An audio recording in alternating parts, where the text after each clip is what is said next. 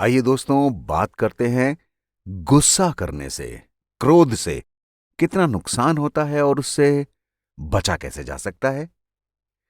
दलाई लामा जी कहते हैं, कठिन परिस्थितियों में गुस्से से बचकर धैर्य के साथ काम करने से आप उन सभी बुरे परिणामों से बच सकते हैं जो गुस्सा आने पर किसी भी व्यक्ति को भोगने पड़ सकते हैं। कई बार आपके सामने ऐसी स्थिति आ जाती है कि आपको कठोर कदम लेने पड़ जाते हैं।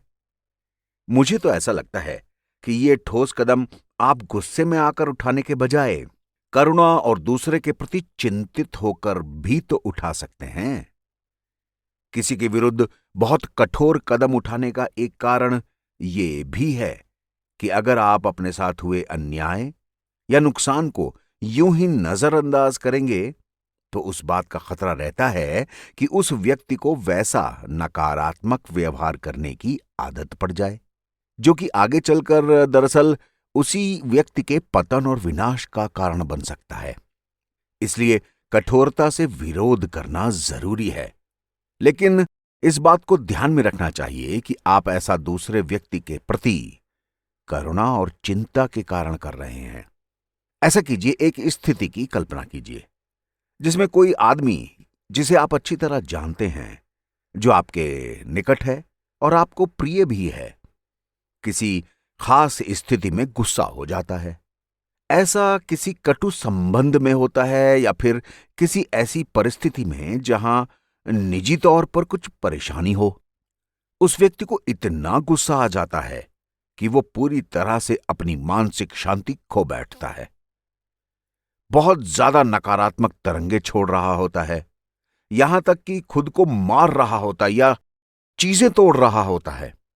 उसके बाद उस व्यक्ति द्वारा किए हुए गुस्से के परिणामों के बारे में सोचिए तो आप उस व्यक्ति में शारीरिक बदलाव होता हुआ महसूस करेंगे।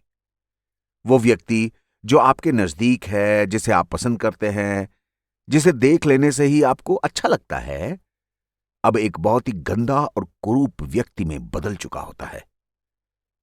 मैं ये आपको किसी अन्य व्यक्ति के बारे में कल्पना करने के लिए इसलिए कह रहा हूं क्योंकि अपनी तुलना में दूसरों के दोष देखना आसान होता है ना।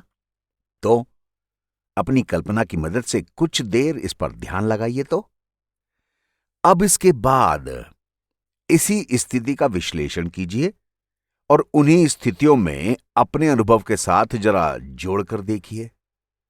सोचिए कि आप खुद ऐसी अवस्था में कितनी बार आ चुके होंगे जब आप बेहद गुस्सा हो गए होंगे, चीख रहे होंगे और नकारात्मक ऊर्जा दे रहे होंगे। दृढ़ निश्चय कीजिए। तब जरा अंदाजा लगाइए कि जिस तरह से आप किसी दूसरे व्यक्ति को कुरूप और गंदा देख रहे थे, आप कैसे दिख रहे होंगे।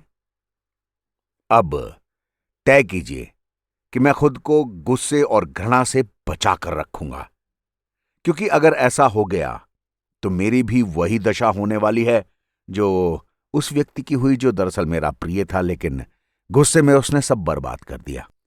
मेरा भी यही परिणाम होगा, मेरी भी मानसिक शांति खत्म हो जाएगी, मैं भी धैर्य खो बैठूंगा और उसी तरह कुरूप बन जाऊंगा। अब इस निर्णय लेने के बाद ध्यान के अंतिम कुछ मिनटों में बिना और कुछ विश्लेषण किए अपने दिमाग को उस निष्कर्ष पर फोकस कर दीजिए, केंद्रित कर दीजिए। अपने दिमाग को उस गुस्से और घृणा के प्रभाव से दूर हटा लीजिए। स्वयं ही कहिए, मैं भविष्य में ऐसा कभी नहीं करूंगा, होने ही नहीं दूंगा। इसी दृढ़ निश्चय को पैदा करते रहिए।